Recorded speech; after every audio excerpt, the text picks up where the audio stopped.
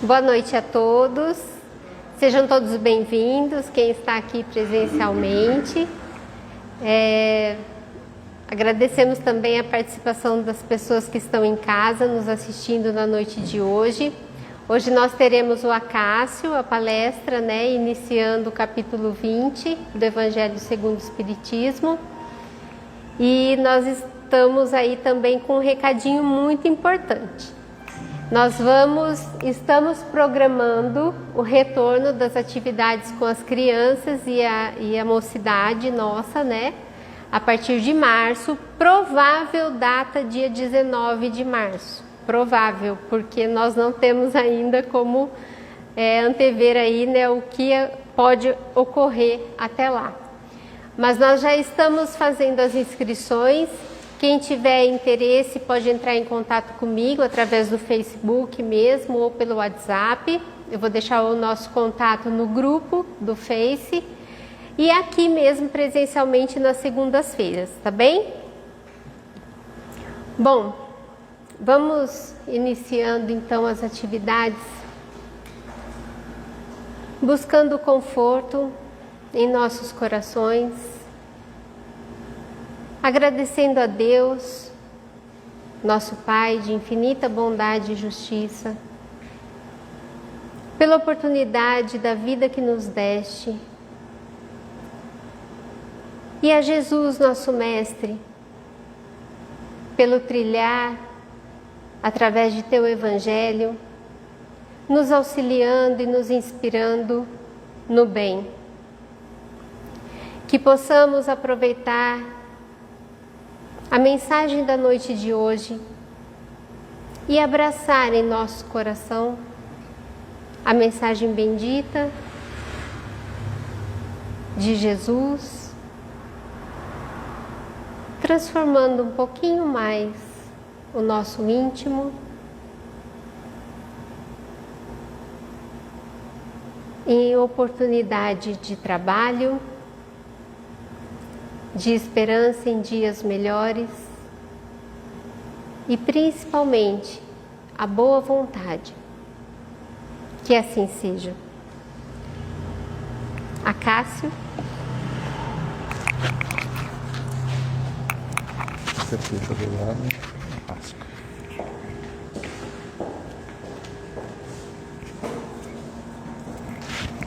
Pode falar, bom.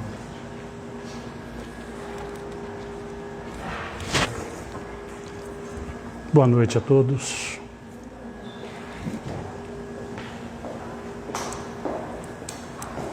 Muita paz. Como a André já anunciou, estamos iniciando o curto capítulo 20 do Evangelho segundo o Espiritismo. Ele, basicamente, é uma parábola de Jesus, a parábola dos trabalhadores das diversas horas de trabalho. Interessante é que Jesus, ele ocupou todo o seu tempo durante a sua permanência aqui com sua equipe, com os 12, ensinando e exemplificando.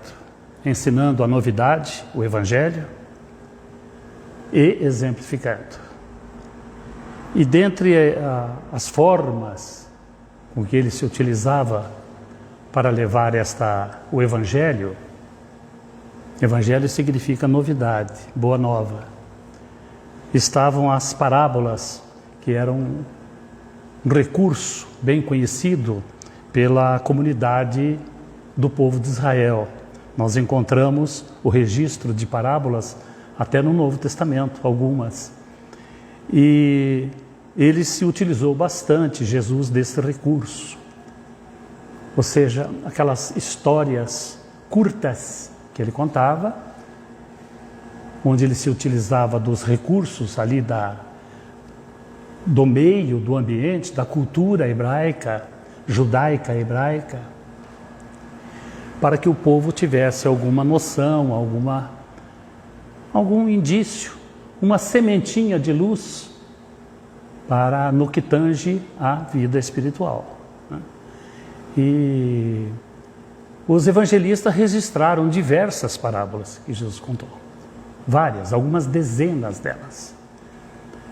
Muitas delas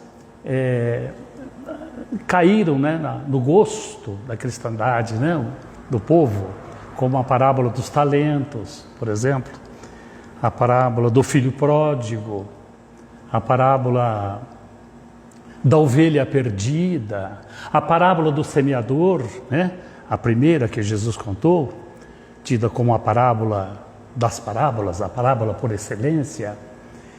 Muitas delas, são algumas dezenas, não é do conhecimento da cristandade, não foi assim cultivada pelos pregadores das diversas vertentes aí do cristianismo.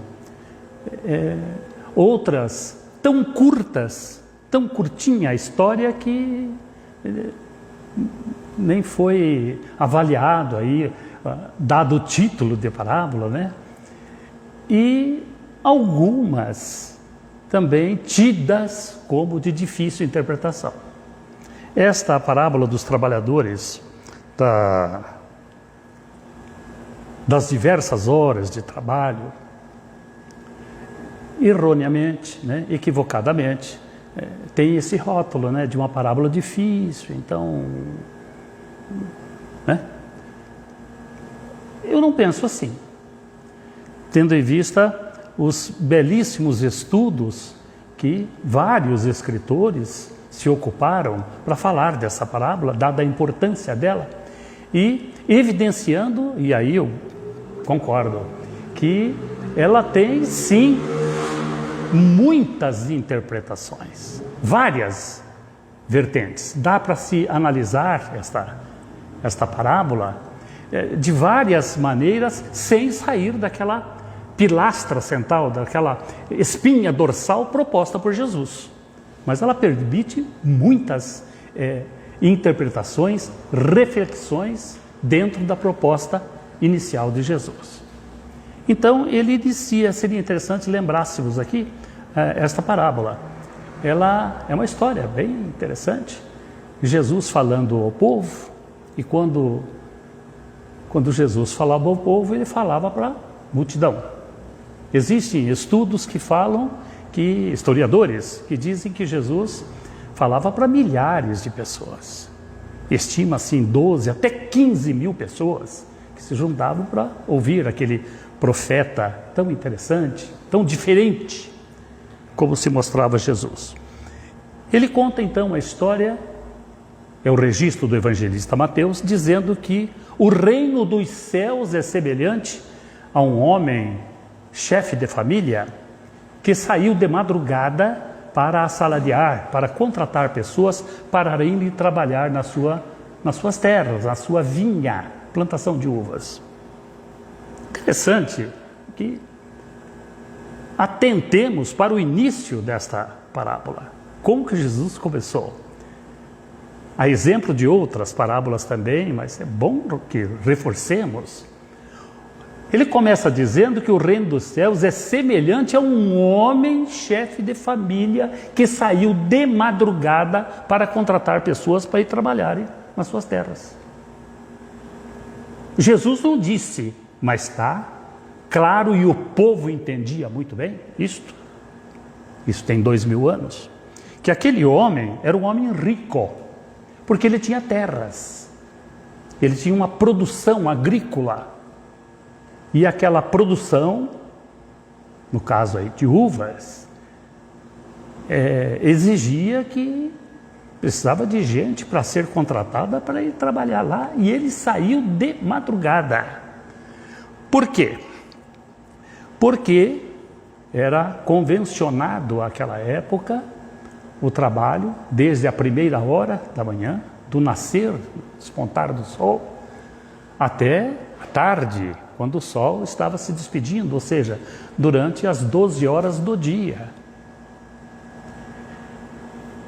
E era convencionado também, isso Não precisava dizer, mas Jesus disse para reforçar. O pagamento de um homem, um dia de trabalho pleno. O pagamento era o correspondente a um denário. O que era o denário? Denário, uma das moedas circulantes ali naquela região, naquela época, domínio ali do Império Romano. O denário era uma moeda de valor de prata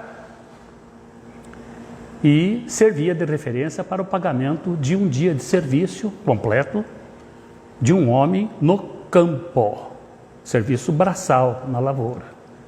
E Jesus, lá chegando, em plena madrugada, ou seja, antes de iniciar a primeira hora, e contratou os que lá estavam nessas bases de um denário.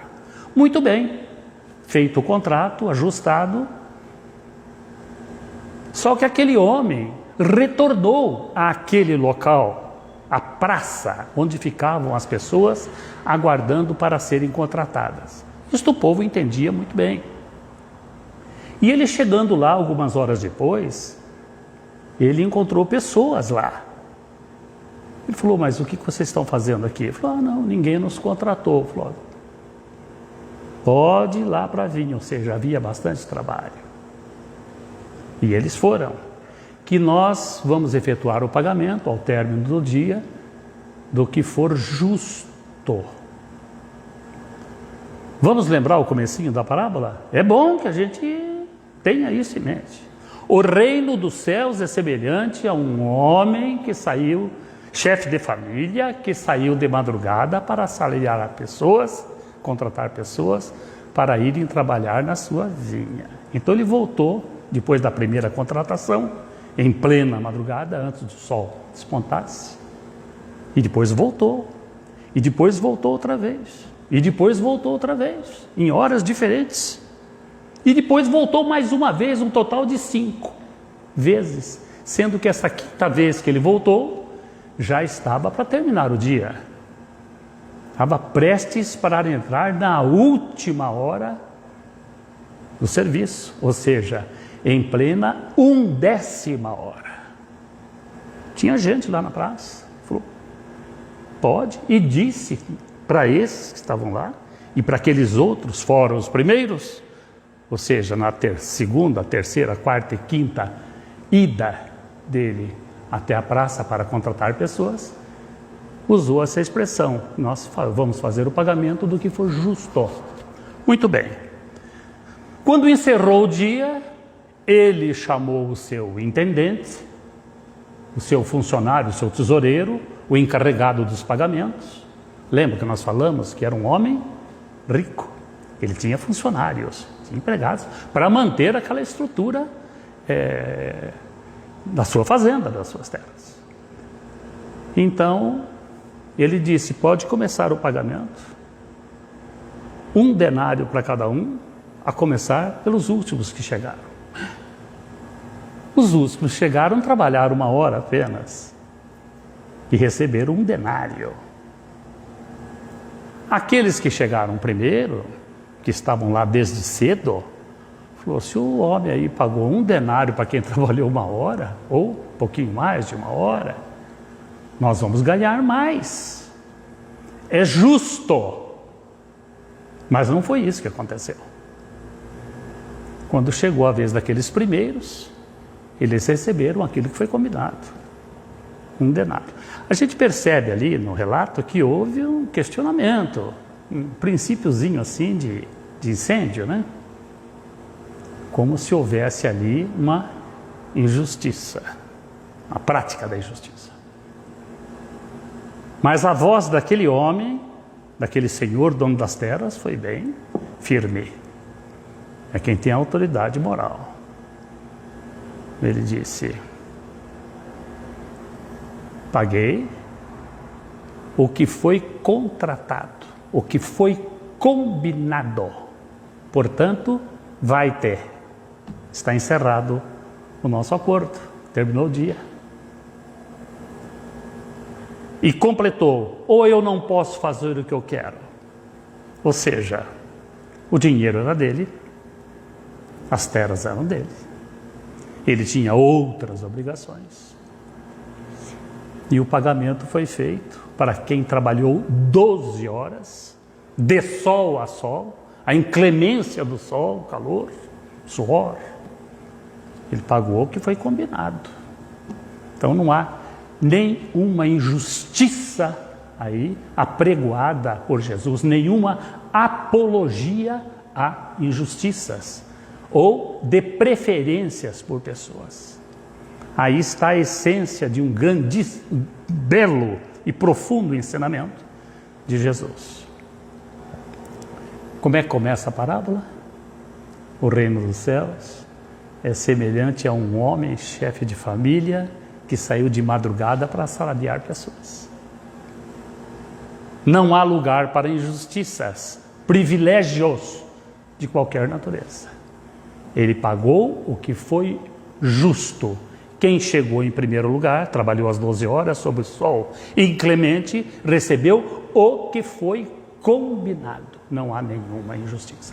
Os estudiosos do assunto são vários dentro da literatura espírita. Rodolfo Caligares, por exemplo, interessantíssimo, o livrinho, o livrão dele, né? Está sempre na cabeceira lá ao lado da minha cama. Rodolfo Caligares é um, mas tem mais. Tem Caiba Chútil, né? Parábolas e ensinos de Jesus. Outros esparsos, não compondo livro, mas formando livros com vários autores, como, por exemplo, Arthur Valadares, que esteve aqui nesta casa. Eu acho que esteve mais de uma vez. Exato. Entre tantos outros que dão um destaque, quase uma constante, quando se referem à questão da produtividade, e não de horas de trabalho, quantas horas, mas o que aquelas pessoas produziram, é o que chama mais a atenção dentro da proposta de Jesus nessa parábola, a questão da produtividade. E nós vemos nos dias de hoje, tem 2000 anos que Jesus contou essa história, vemos no dia de hoje, qualquer pessoa que tem sobre suas ordens pessoas trabalhando sabe que existem pessoas que produzem bastante em pouco tempo. Outros precisam um tempo todo, né? Outros precisam estar sendo constantemente mandadas, constantemente lembradas de coisas, outros não. Daí é quando nas empresas se verificam as promoções, né? As pessoas são alçadas a posições maiores por esta questão básica de tudo aquilo que tem que ser que gera riquezas, no caso uma lavoura, a produtividade por quem é responsável por aquilo. Foi o que aquele homem fez. Ele viu que tinha gente ali que trabalhava 1 hora e produzia aquilo que os outros demoravam 10, 8 horas, 7 horas para fazer a mesma coisa. Por isso que o pagamento foi um só, independentemente das horas trabalhadas. Nenhuma apologia, nenhuma prática, incitamento à injustiça social apregoada por Jesus. Mas existem várias outras interpretações desta parábola, uma outra, esta um pouco mais afeita às revelações de Deus à humanidade, começando com Moisés. A primeira revelação seriam aqueles que chegaram primeiro, né? Os profetas que se seguiram, com Jesus trazendo a lei do amor e com a doutrina espírita. Daí o epíteto, né? Que os espíritas, se beneficiando saudavelmente das conquistas das gerações passadas, de todas as gerações, são os trabalhadores da última hora, e várias outras interpretações que podem ser dadas a esta parábola, incluindo aí a lei da reencarnação. Nós vamos fazer um enfoque aqui hoje, que eu achei bastante interessante, meditei bastante sobre isto, e como temos programado, eu falava há pouco aqui com o Reinaldo e com a Cecília, nós temos programado esta palestra já para pelo menos 6 casas espíritas.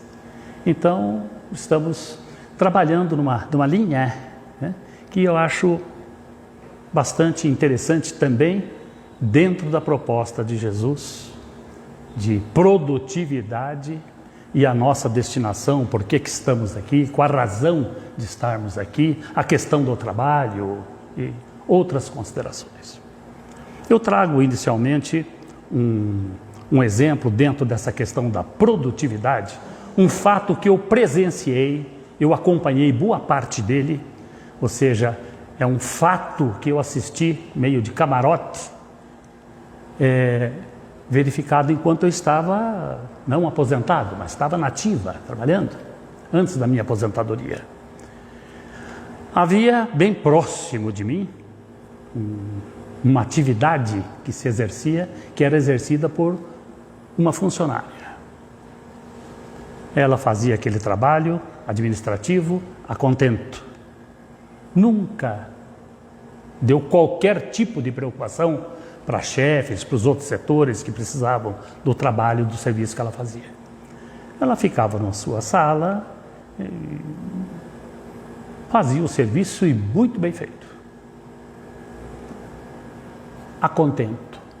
Era um serviço interessante, muito importante dentro da estrutura daquela empresa e que tinha um ciclo de 30 dias. Em 30 dias aquilo acontecia, depois se fechava com alguns balancetes, numa época que não existia computador, não existiam os recursos da internet, era a máquina de escrever mesmo e muitos documentos que se tirava com muitas cópias com papel carbono e formava alguns balancetes grossos. Ela fazia isso muito bem feito, sem nenhum tipo de problema, inclusive, que eu sei por parte das inspetorias. Muito bem. Ela se aposentou. Foi contratada uma moça que não tinha experiência nenhuma nesse trabalho. Zero. Num curtíssimo espaço de tempo, essa moça aprendeu esse serviço e passou a desempenhar com a mesma eficiência aquele serviço que era feito por uma funcionária que estava há muito tempo, né? Aquele serviço. Aí aconteceu um fenômeno, quando eu disse que eu assisti de camarote isso. Esta moça começou a ver tempo ocioso. Ela trabalhava muito pouco para fazer aquele serviço, que tinha um ciclo de 30 dias. Ela trabalhava praticamente 1 hora por dia. E havia dias que nem na sala dela praticamente ela ia. E ela se voltou para ajudar uma outra colega que vivia, como falou a Paulinha aqui um dia, há muito tempo, né? Parecia um tico-tico, pulando, né? Um pardalzinho pulando para lá e para cá o dia inteiro para dar conta do serviço dela. Esse serviço eu vou contar qual era. Era a administração de sessão de pessoal que ela fazia. Coitadinha daquela moça. Corria para lá e corria para cá. E meu Deus do céu. E eu assistia aquilo, falei, nossa, que luta, né? Ela não tem ninguém para auxiliá-la, etc. Esta moça, que substituiu aquela que se aposentou, que tinha tempo ocioso, passou a ajudá-la. E na prática, o que aconteceu? Ela passou a ficar muito mais tempo ajudando a outra do que o próprio serviço dela, que ela fazia facinho, trabalhando praticamente 1 hora por dia, ou pouco tempo por dia. Muito bem. Isso me marcou bastante. Aliviou a outra, deu conta do serviço dela. Falei, que beleza, existem pessoas assim, né? E são regadas pela produtividade e a boa vontade de trabalhar. O tempo passou, eu me aposentei, aquelas pessoas também se desligaram daquele trabalho, cada um tomou o seu destino. E um dia eu conversando com um colega que ficou lá mais algum tempo, se aposentou também. Um dia nós estávamos conversando, relembrando os velhos tempos, contando histórias, etc. Este assunto veio à baila, devido à atuação daquela segunda moça que substituiu a que se aposentou. Falou, poxa, mas que pragmatismo daquela moça, sem experiência nenhuma, como ela dava conta das coisas, etc.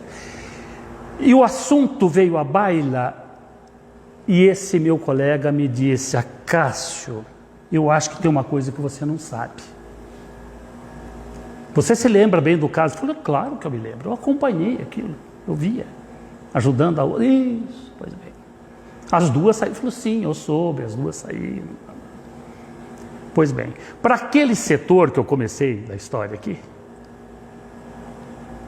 foi contratado um homem para fazer aquele serviço. Precisava alguém fazer aquele serviço, muito importante, né? Dentro da estrutura administrativa daquela empresa. E ele não deu conta do serviço. A outra trabalhava 1 hora por dia, ou até menos. Falei, não acredito. Falou, Cássio, e com um salário ele foi contratado?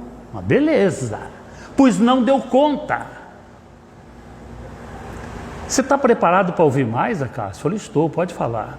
Ele conseguiu convencer os chefes para contratar uma pessoa para auxiliá-lo. Contratar uma outra pessoa, ficaram 2 pessoas lá. A moça fazia, sem experiência nenhuma, trabalhando um pouquinho por dia só. Tanto que ia ajudar a outra, que andava super atarefada num outro serviço. Os 2 não deram conta, Cássio. Precisou contratar uma terceira pessoa. Ficaram os 3 homens numa sala que quase não cabiam os 3 lá dentro, para fazer o mesmo serviço. Eu estava preparando essa palestra, me lembrando disso, a questão da produtividade, a lição grandiosa de Jesus. Gente precisando trabalhar 12 horas, o outro trabalha 8, o outro 6, o outro 3, outro trabalha 1 hora só por dia. Não houve injustiça nenhuma de todos receberem a mesma coisa, mesmo aquele que trabalhou 1 hora só. É a questão do trabalho que Kardec trata no Livro dos Espíritos, em 12 questões, a começar da questão 674. Na questão 675, uma curta pergunta de Kardec e uma curtíssima resposta da alta espiritualidade. Kardec pergunta assim, meio, até parece, né? Kardec despreocupado. Ele falou, escuta, o que se deve entender por trabalho? São aquelas atividades ligadas à vida material? Não! E de pronto, só para trazer à tona o assunto, trabalho, a alta espiritualidade fala em corpo e espírito. Só para dar uma balançada. E fecha a curtíssima resposta dizendo que se entende por trabalho não apenas questões materiais.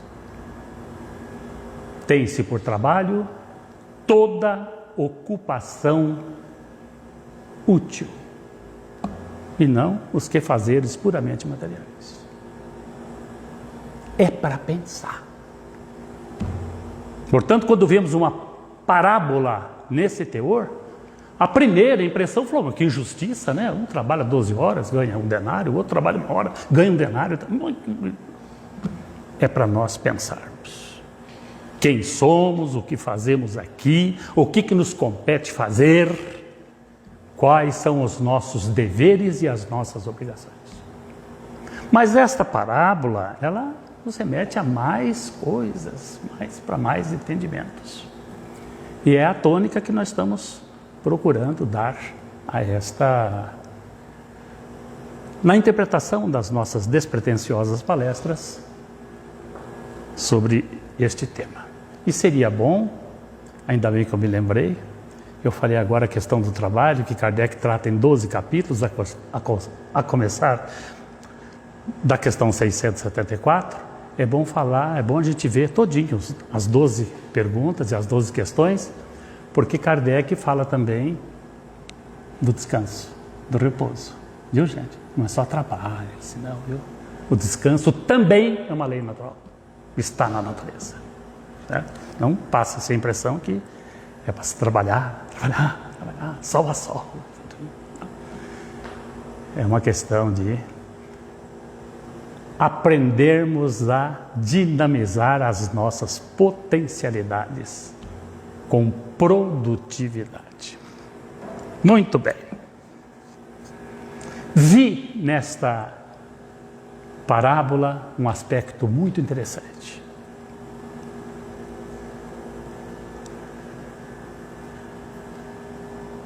O início desta parábola.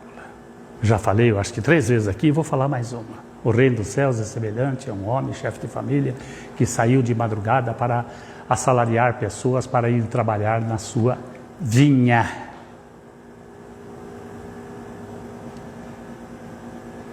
Onde ficavam os trabalhadores? Ficavam no local, na cidade, no povoado, chamado praça. Eu me lembro que aqui em Pirassununga, quando eu cheguei aqui, existia esse tipo de trabalho aqui, em Pirassununga, chamados chapas. E eles tinham um local.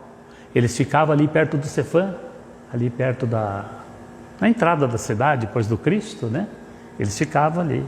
Um dia eu perguntei para um amigo meu, colega, falou, o que é? Esse pessoal está sempre aí, um pessoal meio de camiseta, fica olhando nos caminhões que entram na cidade. Ele falou, cara, vocês são chapas, né? Era isso que Jesus se referia lá naquela época. O local apropriado para isso era a praça. Eles ficavam lá, ou seja, havia trabalhadores à espera de contratação. Não havia trabalho. O trabalho tinha que... Era assim que era convencionado. Isto me chamou a atenção, dentro dessa proposta de Jesus, de falar da nossa estada aqui, do nosso dia a dia aqui, com vistas à vida espiritual. Há um palco, há um local para quem se propõe a trabalhar. E este palco ali representado numa praça, onde as pessoas ficavam aguardando para serem assalariadas. Ou seja, quem já tem esta maturidade de senso moral, da necessidade do trabalho como ocupação útil, trabalho que leva ao progresso, e o progresso leva ao desenvolvimento da inteligência, tem que ir até a praça. Senão não serão contratados. Kardec nos alerta isso no capítulo 20. E aqueles que não vão à praça, no simbolismo, na simbologia ali proposta por Jesus, para se ocuparem de outras coisas, muitas vezes para regarem as suas vidas, deixando marcas de sangue, de lágrimas, de destruição, todo tipo de atrocidades. É só ligarmos a televisão hoje à noite e vermos o noticiário. O que o ser humano faz? São pessoas que não vão até a praça e acham que a vida é assim que se vive, sem nenhuma visão do que seja vida, nenhuma projeção ao término de uma existência carnal. Não se dispõe a ir à praça. Um amigo me contava um fato muito interessante de uma família. Eu cheguei a conhecer essas pessoas, que o casal teve um filho, menino. Ai, que belezinha, cresceu, família muito simples, etc. Um trabalhador, parece que da área de construção civil, pedreiro, etc. Com muito trabalho, tudo. A esposa cuidava da casa, tudo direitinho, o menino foi crescendo, etc. A preocupação com a escola, mas o menino demonstrava não ter muito interesse pelas atividades de escola, não. E o pai, com muito trabalho, comprou um terreninho, foi, construiu uma casa e vivia modestamente, mas ia as esperanças depositadas naquele menino, que gostava muito de se arrumar bem, tá sempre bem arrumadinho, tá? Arrumadinho, sem nenhuma preocupação maior, e assim passou a época de escola, não obteve nada de brilhantismo, e gostava muito de usar a expressão eu estou entregando currículos, estava muito em voga naquela época, até currículos mais recheados, e não estava tendo sorte. O tempo foi passando, o pai faleceu, deixou para a mãe a casa, um pecúlio, uma pensão, sem maiores preocupações, apesar da modéstia em tudo. E o moço foi, cada dia ele ficava um dia mais velho. Que interessante, né? Acontece com as pessoas, né? Todo ano ele fazia aniversário, ficava mais velho. Hoje eu imagino ele está na faixa dos seus 50 anos. Nunca trabalhou. Nunca. E o amigo me relatava, e conversando com ele, um dia perguntou, falou, escuta, você já está aposentado? Ele falou, não. Eu sou desempregado. Ele gostava de se expressar assim. Havia um prazer de dizer que ele não trabalhava. Eu cuido da minha mãe, que já está com uma certa idade. Falou, Cássia, a velhinha é saudável pra caramba, dinâmica, faz tudo. Cuida da casa, lava roupa, faz comidinha, arruma a mesa para ele, faz tudo. E ele apregou que ele cuida da mãe, que a mãe é idosa, que ela é idosa ele está ficando, mas nunca trabalhou. Dentre as coisas que a mãe faz para aquele filho, está em mensalmente recolher a previdência para ele.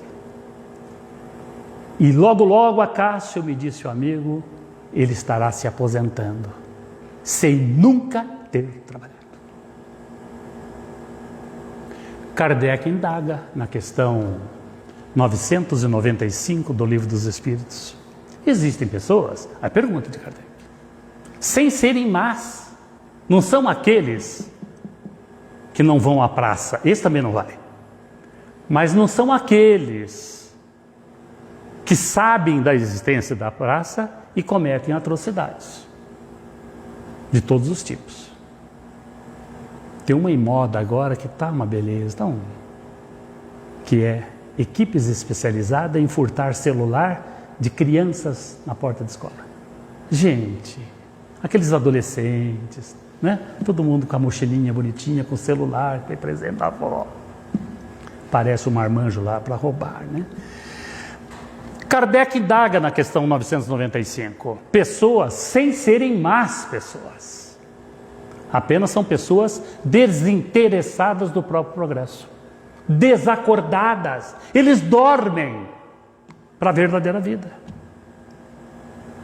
E não produzem nada de útil. Kardec indaga. Vejam lá, gente, a questão 995. Como é que fica?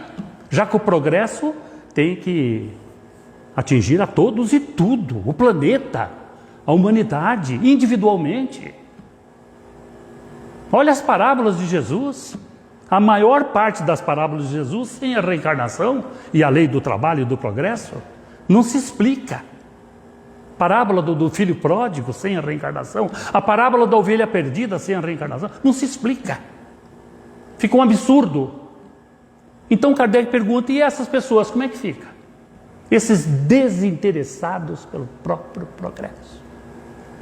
Resposta, questão 995. Esses também progredirão através de um dispositivo chamado dor, é o sofrimento, que muitas pessoas confundem, escolas religiosas ditas cristãs, rotulam de castigo de Deus.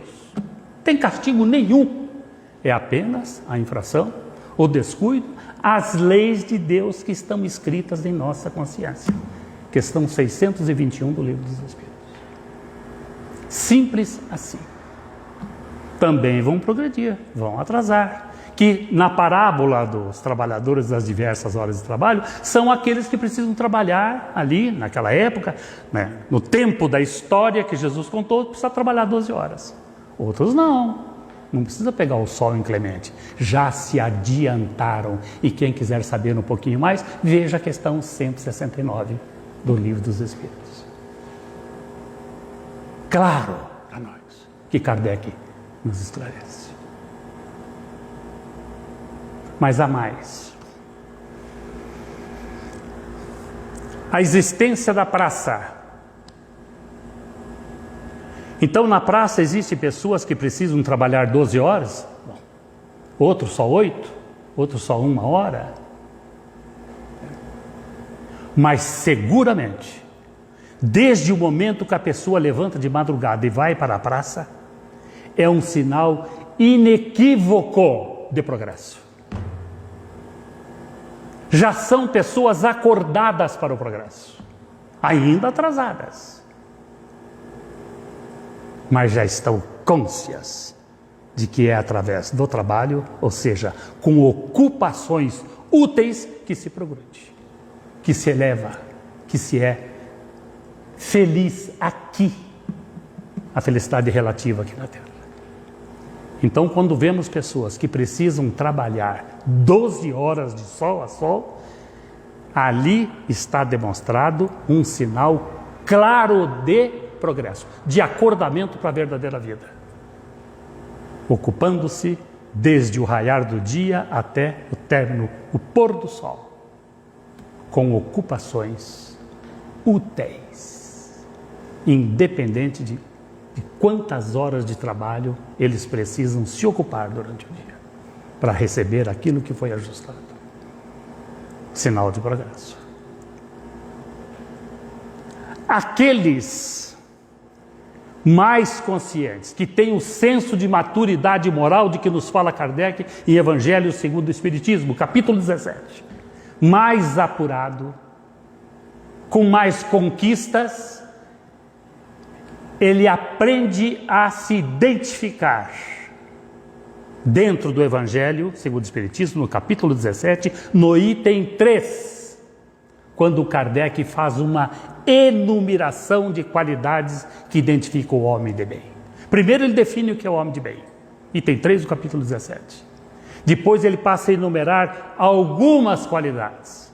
E depois de enumerar algumas, cerca de 20 aproximadamente, ele fecha, Kardec, o item 3, dizendo que ali não estão todas as qualidades, estão algumas. Contudo, olha quem vai para a praça. Contudo, aquele que já tem alguma, por mais pálida que seja, e tem uma inclinação para ter aquelas outras poucas que Kardec colocou, ele está na trilha de ter todas elas, rumo à destinação de todos nós. Interessante citarmos aqui o capítulo 17, o item 3 do capítulo 17, porque nessa curta relação que Kardec faz, cerca de 2 dezenas, não falta ali que o homem de bem, como ele deve se comportar quando na condição de ter pessoas empregados sob as suas ordens. Está lá. E em seguida, na curta relação que Kardec faz, que ele se apressa em dizer que estão algumas, tem muito mais para ser um homem de bem. Ele também não deixa de dizer quais são os deveres e responsabilidades, como deve se comportar aquele que tem um chefe, tem um patrão a quem ele deve serviços. Aquele que o contratou está lá, item 3 do capítulo 17 do Evangelho segundo o Espiritismo. Como vê, a coisa é um pouco mais séria do que nós pensamos. E de responsabilidade de todos nós. E vamos mais, vamos além. Não apenas as relações de patrão com empregado, de empregado com patrão, mas todos os nossos relacionamentos durante uma existência carnal, a começar dentro de casa. É assim que nós nos melhoramos nas nossas indas e vindas à praça de contratações, para quando encerrarmos a nossa jornada terrena, possamos voltar melhores do que quando aqui chegamos. Não apenas, questão 675 do Livro dos Espíritos, as nossas obrigações materiais de trabalho. Bancário vai para o banco, professora vai lá para a escola, quem conserta a bicicleta vai para a oficina que conserta a bicicleta. Quem trabalha na administração no hospital vai lá para o hospital trabalhar. Não apenas as nossas obrigações ditas como materiais, mas todas as nossas atividades o tempo todo, primando pelo cumprimento das leis de Deus que estão escritas na nossa consciência. Questão 621 do Livro dos Espíritos. Isto o tempo todo. Ah, mas eu consigo fazer alguma coisinha de vez em quando. Sim, mas tente. Seja insistente. Você é o primeiro beneficiado. Não somente relação de patrão e empregado e patrão, mas tudo a começar de dentro de casa. Um dia eu estava num estabelecimento comercial, faz tempo, era um dia de semana, na parte da manhã. Eu fui até lá, porque eu queria o apoio do dono daquele estabelecimento, que é meu amigo, meu conhecido, nós temos um relacionamento, para ele me apoiar para uma coisa que eu ia fazer lá. Rápida, mas eu precisava de ajuda. Consistia em formatar, organizar 4 ou 5 envelopes grandes, envelopes almofadados. Alguém já viu falar disso aqui? Nilo? Já, né, Nilo? Existia, viu, gente? Eles eram meio fofinhos por dentro e que abrigavam, para abrigar coisas mais delicadas, etc. Né? Caiu em desuso, né? Então eu fui lá para arrumar esses envelopes grandes, onde basicamente ia uma fotografia ali dentro da minha família. Uma fotografia grande, bonita, colorida, tirada por profissional, tirava um por ano. À época a gente fazia isso. E eu estava lá para arrumar isso aí, certo? Então, cheguei no estabelecimento dele, fiquei num cantinho, à minha frente, para não atrapalhar o movimento ali, à minha frente umas máquinas copiadoras, né? Papelaria. E eu estava lá, etc. E ele atendendo, a esposa dele, mais uma funcionária, as pessoas, muita serviço de cópia, de xerox, essas coisas. Corre para lá, gente comprando caderno, lápis, etc. A casa precisa de uma coisa, eu falei, eu preciso de uma tesoura. Não, já pus aí, sim, tá. Daqui a pouco passava ele mais alguma coisa, eu precisava de uma caneta com uma escrita mais grossa um pouquinho, de preferência cor preta ou cor escura, etc. A cola tá aí. Eu estava ali arrumando, ele me dando um apoio e atendendo as pessoas, quando de repente aconteceu algo um pouco diferente ali. Houve um silêncio. Tinha não muitas pessoas, o estabelecimento é pequeno, mas sempre tinha um vai-vem de pessoas. Parece aquela brincadeira de estátua, né? Só fala estátua, todo mundo. Quem está assim, fica assim. Silêncio. Eu curvado ali, arrumando minhas coisas, material à minha frente. E ao mesmo tempo que fez-se um silêncio, um cheiro quase insuportável ganhou aquele ambiente. Coisa horrorosa. Imagina uma grávida ali, tinha que sair correndo ali. Fiquei na minha. Foi uma pessoa que entrou. Veio e ficou do meu lado, aqui, quase colado comigo. Eu abaixado aqui, arrumando as coisas. O proprietário veio em seguida atendê-lo. Pois não. Daí eu vi que se tratava de um homem. E o silêncio. Todo mundo ficou quieto. Estátua. E o Acácio curvado ali.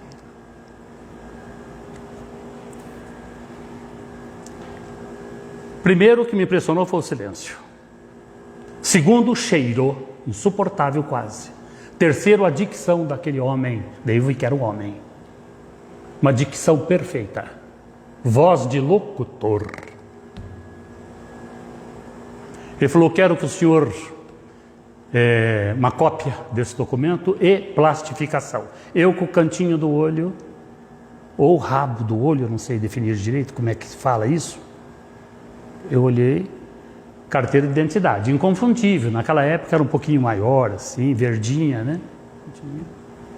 Ele queria uma plastificação e cópia e plastificação colorida, etc.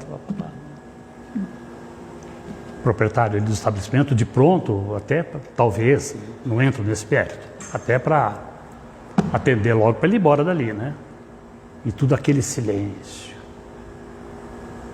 E eu quieto ali. Ele do meu lado. Bem. De repente uma pergunta. Ele perguntou: é um clube? A pergunta era para mim. Eu entendi a pergunta. Era a foto que estava na frente. Aquela foto grande, bonita, tirada por profissional, todo mundo bonito, tirada no dia de domingo. Sempre aos domingos a gente tirava, todo mundo bem arrumadinho, roupinha social, beleza. No fundo da minha casa. A pergunta foi: é um clube? Falei: Acácio, este ser que está do teu lado aí é teu irmão. Dele atenção. E o silêncio. O serviço que ele mandou fazer demorava um pouquinho. Naquela época, para plastificar um documento, tinha que esquentar uma maquininha. Hoje parece que é diferente, mas naquela época tinha que esquentar. Vai ver que ninguém tinha pedido plastificação, a máquina não estava quente, estava demorando. Falei: é teu irmão. Ele lhe fez uma pergunta. Dê-lhe atenção. Coloque em prática o que doutrina espírita já te ensinou. E de sobra. Agora. Endireitei o corpo e me virei para ele. Aí eu vi que se tratava de um moço, com idade para ser meu filho, em andrajos, barba, cabelo tudo desgrenhado. Andarilho, que se fosse mendigo na cidade eu conheceria. Que entrou na cidade, entrou por entrar e resolveu tirar uma cópia do documento de identidade. Só isso. Aí eu fiz com que ele repetisse a pergunta. É uma técnica, né, para até entabular uma conversa. Falei: como? E olhando para ele, alto, mais alto que eu, seguramente para a idade para ser meu filho. E enquanto eu perguntei e eu observei os traços naquele rapaz, que tinha idade para ser meu filho. A dicção perfeita, dentes perfeitos, os traços com uma certa nobreza, formato de boca, de nariz. Falei: gente, que estranho esse rapaz. Fiz com que ele repetisse a pergunta. Falei: como? Ele falou: é um clube? Eu falei: não. É o fundo da minha casa. Eu tenho um pomar no fundo da minha casa. E tudo arrumadinho, cimentadinho, tudo, né? Foto bem tirada. Foram tiradas muitas fotos, escolhidas aquela. Falei: não, é o fundo da minha casa. Não é um clube, não. É minha família. Falou: muito bem. E o silêncio. Ele falou: essa senhora que está ao seu lado aí, falei: minha esposa. Nós estávamos no centro da foto. Peguei a foto, virei mais para ele, puxei mais para o lado dele, para facilitar. E ele parece com receio de encostar ali em alguma coisa. Sua esposa? Falei: minha esposa. Ela me lembra uma professora que eu tive.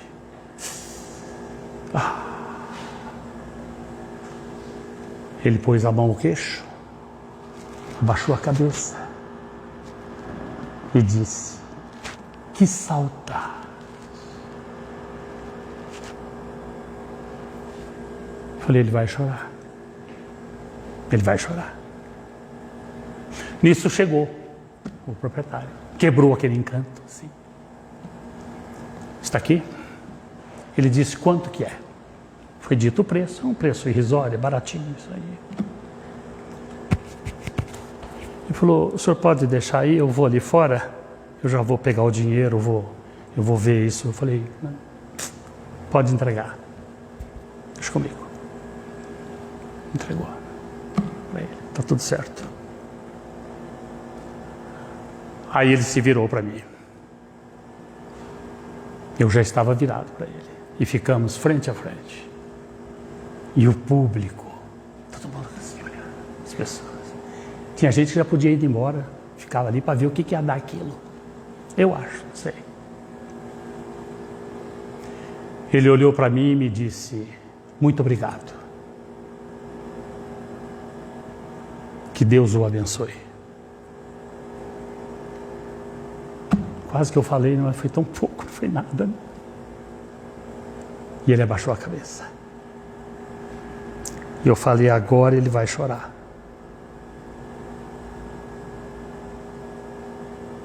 E se ele chorar, eu vou chorar também. E se nós chorarmos, eu vou abraçá-lo. E fiquei esperando. Ele levantou a cabeça e me disse, repetiu, muito obrigado. Que Deus o abençoe sempre. Virou-se e saiu. Voltei ao meu afazer ali, o movimento ali voltou. As pessoas voltaram a conversar. 2 senhores estavam atrás de mim.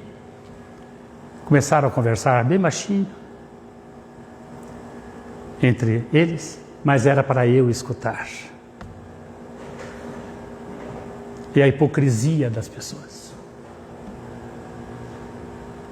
É como se eu falasse uma coisa aqui com o Reinaldo. Sabe, Reinaldo, aquele negócio? Falar com você. Mas, na realidade, a minha intenção é que a André escute o que eu estou querendo falar. Condutas hipócritas das pessoas. Os dois conversando, um falava assim, é importante a caridade. Eu falei, oh, meu Deus.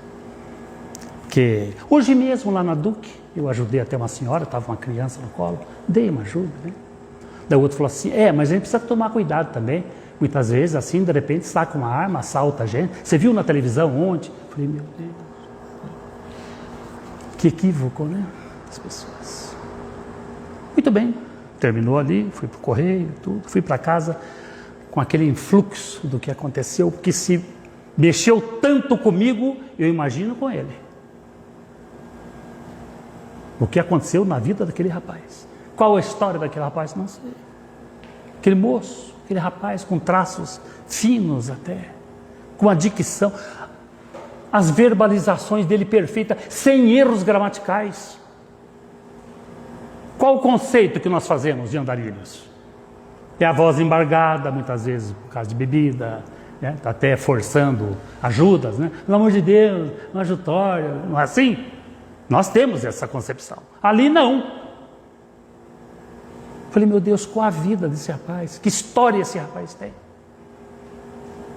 Olhando, lembra a minha professora que eu tive, que saudade. Não sei. Lembrei-me de muitas coisas, de Orwell, o autor de A Revolução dos Bichos, que praticou a mendicância em Paris e Londres. O mais competente cronista da Inglaterra da primeira metade do século passado. Praticou a mendicância. Qual a história daquele rapaz? Não sei. O que eu sei é que naquele momento eu tinha que fazer o que eu fiz. E eu consegui fazer. Dar-lhe atenção. Isso eu fiz. Deu certo. Cheguei em casa, contei para minha esposa. Ela me ouviu, falou, nossa, que interessante. Eu falei, pois é. Nos dias se sucedeu. De repente, me veio à mente uma coisa que eu não tinha tentado. Falei, meu Deus. Isso aconteceu, eu não tinha percebido. Desde aquele momento que eu disse, esse moço que está aqui, ele fez uma pergunta, é teu irmão? Dê-lhe atenção, agora, viva o que você já aprendeu de sobra com doutrina espírita. Não fique com aquilo na cabeça, livro tal, Emmanuel. Ponha em prática o que você aprendeu. Aqui, dê-lhe atenção. É isso que está sendo exigido, seu Acácio, que se diz espírita, trabalhador da última hora. Agora, pois não. Desde este momento, até ele ir embora, aquele cheiro desagradável desapareceu.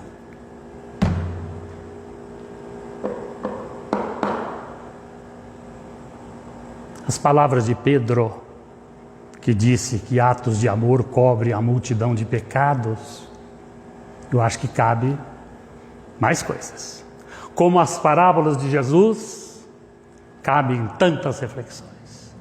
Atos de amor desensibilizam as nossas sensíveis capacidades olfativas, que nos irritam.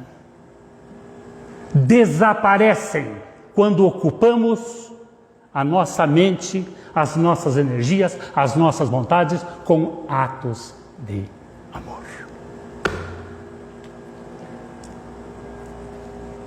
Ir à praça, sinal evidente de progresso.